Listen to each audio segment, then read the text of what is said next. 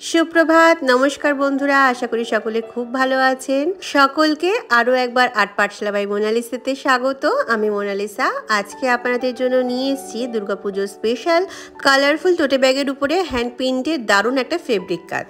এই কালারফুল টোটে ব্যাগটা আমি সেদিনকে মার্কেটে গেছিলাম, এরকম 4-5টা কালারের নিয়ে এসেছি। শর্ট ভিডিওতে আপনাদের কালারগুলো দেখিয়েছি। সো আজকে এই লাল কালারটার উপরে আমি একটা সুন্দর উমার সংসার, একটা দারুণ দুর্গাপুজোর স্পেশাল একটা কাজ করতে চলেছি। এটা আমারও প্রথম বানানো টোটে ব্যাগের উপর কাজ। আমি এর আগে কখনো টোটে ব্যাগের উপর কাজ করিনি, আর ফেব্রিক কাজ তো সেই ছোটবেলায় একবার করেছিলাম, তারপর আর করাই হয়নি। তো চলুন, এইটা যদি সাকসেস হয় তাহলে আরও কিছু ফেব্রিকের কাজ আপনাদের দেখাবো। তো এখানে আমি ফেভিকলের ফেব্রিক কালার নিয়েছি। এটা কাপড়ের করার জন্যই। এটা দিয়ে কালার করার পরে কোনো রকমভাবে আপনাকে আয়রন করতে হবে না, এটা পরিষ্কার লেখাই আছে বটলের গায়ে বা বাক্সের গায়ে। তো এখানে আমি প্রথমে সাদা রং করে নিচ্ছি না। অনেকে হয়তো বলবেন যে সাদা রংটা করে নিলে না ব্যাকগ্রাউন্ডে, তাহলে রংটা আরও উজ্জ্বল হতো। কিন্তু যদি আমি এখানে এখন পুরো ব্যাগটা সাদা রং করতে চলি, তাহলে আমি যেটা চাইছি সেটা হবে না। আর আলাদা আলাদা করে এখন সাদা রং করতে গেলে প্রচুর কালারও নষ্ট হবে। তো অত ঝঞ্ঝাটের দরকার নেই। আমি দুবার করে একটা করে কালার দিয়েছি, তাতে আর অসুবিধা হয়নি। কালারটা যেহেতু এই ফেব্রিক কাপড়টা খুব মোটা ছিল আর কি, সেই জন্য রঙটা না যে মানে খুব যে টেনে নিয়েছে এরকম হয়নি, রঙটা একদম ছিল। আর আমি এই যে ফেব্রিক রঙটা ব্যবহার করছি, এখানে আমি সেরকমভাবে কোনো জল বেশি ইউজ করিনি, বেশি পাতলা করিনি। যেরকম ডাইরেক্ট রং ব্যবহার করেছি ওখানে লেখাই ছিল যে ডাইরেক্ট রং ব্যবহার করতে পারেন। তো সেই জন্য আমার অসুবিধা হয়নি। আপনারা কালারটা দেখে বুঝতেই পারছো যে কালারটা যথেষ্ট ব্রাইট হয়েছে। তো আমি এই জন্য আলাদা করে আর সাদা রং এখানে করিনি, যেহেতু কাপড় আবার পুরোটা এখন সাদা রং করতে গেলে আমাকে ডবল খাটনি করতে হতো, আর তার থেকেও বড় কথা আমার প্রচুর রং নষ্ট হতো। তো সেই জন্য আর করলাম না।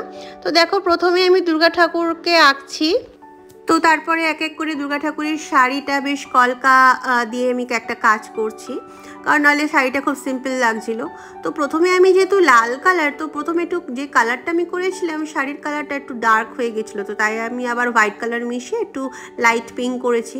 তো এই কালারটা এবার ভালো লাগবে। পুরোটা যখন কমপ্লিট হয়ে যাবে তখন তোমরা দেখতেই পাবে যে আবার কালারটা বেশ ফুটে উঠেছে। তো আমি এখানে প্রথমে ওই বক্স করে যে একটা কালার করে নেয় না, হোয়াইট কালার করে নেয় ব্যাকগ্রাউন্ডটা, আমি তো সেটা করিনি।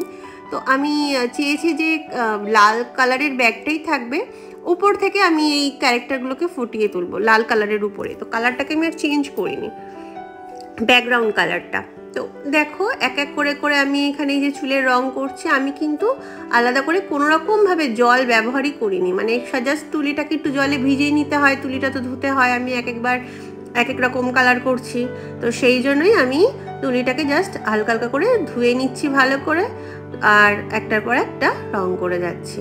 তো দেখেছো, এবার প্রথমে দেখো ব্যাকের যে ব্যাকগ্রাউন্ড রংটা প্রথমে বেশ ডিপ লাগছিল, গায়ের রংটা মানে মায়ের গায়ের রংটা, শাড়ির রংটা, এবার যখন আস্তে আস্তে শোকাচ্ছে রংটা কিন্তু আস্তে আস্তে ডিপ হয়ে যাচ্ছে। তো রংটা শুকিয়ে গেলে আস্তে আস্তে অটোমেটিক্যালি কালারটা চেঞ্জ হয়ে যাবে। আর এখানে আমি কার্তিক ঠাকুরটা করছি, নিচের দিকে বসিয়েছি। তো জাস্ট আমি পেন্সিল দিয়ে একটা নর্মাল এঁকে নিয়েছিলাম। তারপরে এবার খুব সুন্দর করে ধরে ধরে কাজটা করতে হচ্ছে। কাজটা কিন্তু একদিনে একেবারেই হয়নি, আমি পুরো গোটা এক সপ্তাহ ধরে ধরে করেছি কাজটা। তো তারপরে আমি এখানে দেখো ডিপ গ্রিন কালার দিয়ে কার্তিক ঠাকুরের ধুতিটা করছি। আর এখানে আমার অ্যাক্রিলিক কালার দু একটা ব্যবহার করেছি, এই যে সিলভার কালারটা আর গোল্ডেন কালারটা। তো এটা আমার অ্যাক্রিলিক কালার। তো এইটাও তুমি কিন্তু ফেব্রিকের উপরও করতে পারো। অনেকে ভাবে যে অ্যাক্রিলিক কালারকে ফেব্রিকের উপর করা যাবে না, অবশ্যই করা যায়। তবে অ্যাক্রিলিক কালারটা কি একটু হার্ডই হয়, তো সেই জন্য একটু কড়কড়ে একটা ভাব থাকে শুকানোর পরে। আর এই যে ফেব্রিক কালারটা খুব সফট, এটা একদম বেশ মনেই হবে না, মনে হবে কি তোমার জাস্ট রাবার প্রিন্টের মতো একটা ফিল আসছে। খুব স্মুথ কালারটা রং করার পরে। আর পিছনে আমি সবার প্রথমে তোমার এখানে দেখাতে ভুলে গেছিলাম, আমি ব্যাকে এক খবরের কাগজ রেখেছিলাম। তো যেহেতু আমার সেরকম করার অভিজ্ঞতা নেই, এর আগে ফ্যাব্রিক কাজ সেভাবে করিনি, তো আমি পরে দেখলাম যে কাগজটা ভিজে যাচ্ছে, এতে প্রবলেম হবে। তো তখন আমি একটা যে জামা কাপড়ের যে পলিথিন যে প্যাকেটগুলো বড় বড়, তো ওইগুলো একটা ভিতরে ঢুকিয়ে নিয়েছি। তাহলে কি হয়েছে, রঙটা ওর গায়ে নিচের কাপড়ের গায়ে লাগবেও না, আর যেহেতু প্লাস্টিক সেই জন্য রঙটা টানবেও না। তো তো এটা আমার সুবিধা হয়েছে। তো এইভাবে আমি একটার পর একটা কাজটা করতে যাচ্ছি। আর এখানে আমি গণেশ ঠাকুরটা করেছি। গণেশ ঠাকুর করার পরে এখানে আমি দেখো গণেশ ঠাকুরের চোখ, নাক এগুলো সব করব। গণেশ ঠাকুরের ধুতিটা আমি অরেঞ্জ কালার দিয়েছি এখানে। আর যে গায়ের রঙটা এটা আমি চন্দন কালার। এটা কীভাবে বানিয়েছি বলো তো, সাদা রঙের সাথে আমি একটু পিঙ্ক কালার নিয়েছি আর একটুখানি রেড কালার নিয়েছি, নিয়ে আর একটুখানি ইয়েলো কালারও নিতে পারো যদি তুমি গায়ে ইয়েলো, এটা ইয়েলোইশ একটা ভাব চাও সেটা নিতে পারো। এখানে আমি সেটা দিইনি। এখানে কার্তিক ঠাকুরের বেলা আমি ওই লাল, সাদা আর অল্প একটুখানি হলুদ রং নিয়েছি আর একটুখানি পিঙ্ক রং নিয়ে আমি ওই কার্তিক ঠাকুরের গায়ের রঙটা করেছি। আর গণেশ ঠাকুরের গায়ের রঙটা কিন্তু আমি ওই সাদা, লাল আর একটুখানি পিঙ্ক কালার মিশিয়েই করেছি। আর আমার কাছে তো অ্যাক্রিলিক কালার ছিলই, তো যে কালারটা এখানে আমি করতে পারছি না, নতুন নতুন কালার, তো সেই জন্য আমি ওখান থেকে কয়েকটা অ্যাক্রিলিক কালারও নিয়েছি। এবার দেখো এইটা আবার রাত্রিবেলা করছি এই কাজটা। যখন আমি নিয়ে বসেছি তখন রাত হয়ে গেছিলো আর আমি টেবিলের উপর নিয়ে বসে কাজটা করছিলাম, কিন্তু টেবিলের উপর স্পেসটা খুবই অল্প ছিল, সেই জন্য আমার খুব আবার অসুবিধা হচ্ছিল। আমি মাটির কাজ যখন ক্লের কাজ করি সবই টেবিলের উপর বসে বসে করি, সেভাবে টেবিলটা ডেকোরেশন করা, কিন্তু দেখছি এই কাজটা করতে অসুবিধা হচ্ছে। তখন আমি আবার কিছুটা কাজ করার পরে আবার সেই মাটিতে বসে পড়েছি। তো এইভাবে কাজটা খুব ঘুরিয়ে ফিরিয়ে করতে হচ্ছিলো আর নিখুঁতভাবে করতে হচ্ছিলো।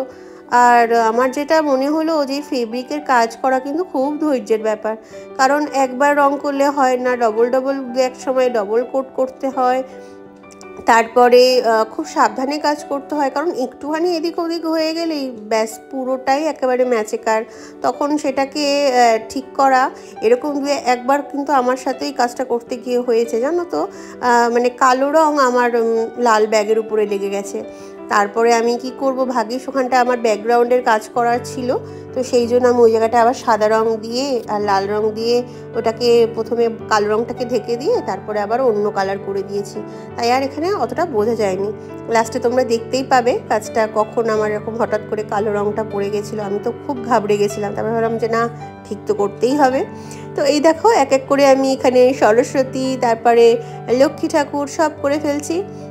সো বন্ধুরা, আশা করি তোমরা আমার ভিডিওগুলো দেখো আর তোমাদের খুব ভালো লাগে। আর আমি অনেক কমেন্টস পাই তোমাদের থেকে, আমার সত্যি ভীষণ ভালো লাগে সেই কমেন্টসগুলো পড়তে। আর তোমাদের কোনো প্রবলেম হলে আমাকে জানাও। তোমরা আমার সাথে ডাইরেক্ট কথা বলার জন্য তোমরা আমাকে ইনস্টাগ্রামে আমাকে ইনবক্স করতে পারো। আমি ইনবক্সে তোমাদের সাথে কথা বলি। অনেকেই আছে, অনেক ছোটো ছোটো ভাই বোনরা যারা আমার সাথে ইনবক্সে কথা বলে, আমি তাদের সাথে কথাও বলি। এরকম কোনো ব্যাপার নেই যে আমি ইনবক্স আমাকে করলে আমি মেসেজের উত্তর দেব না। আমি যতটা সম্ভব পারি আমি ফ্রি টাইমে আমি তোমাদের সাথে কথা বলি। লিংক তোমরা এই ইউটিউব চ্যানেলেই পেয়ে যাবে, তোমরা ভালো করে গিয়ে একটু দেখো, ওখানে আমার ইনস্টাগ্রাম আইডি দেওয়া রয়েছে আর্ট পাঠশালা বাই মোনালিসা 2।